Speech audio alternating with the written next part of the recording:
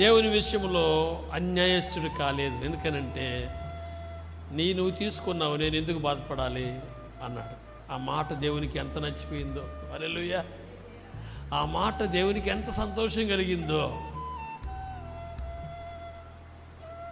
రెండింతల ఆశీర్వాదాన్ని చేసినాడు శోధనల్లో నిలిచినటువంటి వారికి.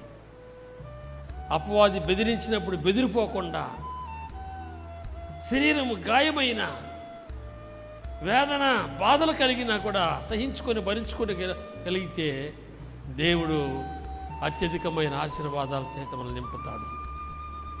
పిల్లరా,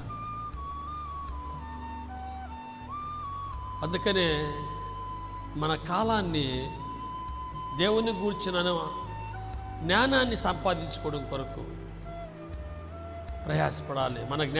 మన కాలాన్ని చెప్పండి దేని కొరకు? దేవుని గూర్చిన జ్ఞానాన్ని సంపాదించుకోవడం కొరకు ప్రయాసపడాలి. అది నిన్ను నిలబెడుతుంది, అది నిన్ను బలపరుస్తుంది. ఆ జ్ఞానం అది నిన్ను మోసగించదు, లోకం నిన్ను మోసగించదు ఆ జ్ఞానం నీలో ఉంటే. కాబట్టి రాత్రికాల సమయంలో దావీదు కలిగినటువంటి ఆ గొప్ప విశ్వాసము, నమ్మిక, ధైర్యము, దేవుని గురించిన అనుభవ జ్ఞానము మనము కలిగి ఉండాలి. ఒక ఆశ మనము మన అంతరంగాన్ని కలిగి ఉండాలి. ప్రభువా, ఇది దావీదు అంటాడు, ఇది నా తుది నిర్ణయము అని అంటాడు.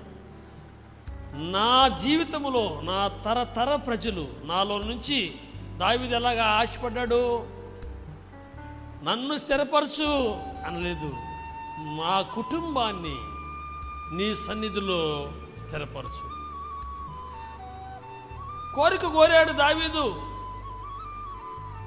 అలాగే దేవుడు కూడా వరం ఇచ్చాడు, నీ తదనంతరం ఎవరో ఒకరు నేను నిలబెట్టే రాజుగా ఉంటాడని దేవుడు కూడా వరం ఇచ్చాడు.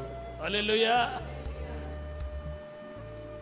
కాబట్టి మన గర్భంలో నుంచి పుట్టిన వాళ్ళ గర్భంలో పుట్టేవాళ్ళు, తరతరాల ప్రజలు, ఎన్ని తరాలు ఉన్నాయి ఇక్కడ ఈ భూమి మీద ఉంటాయో వాళ్ళందరూ దేవుణ్ణి సేవించాలంటే నువ్వు దేవుని గురించి అనుభవ జ్ఞానం సంపాదించుకోవాలి.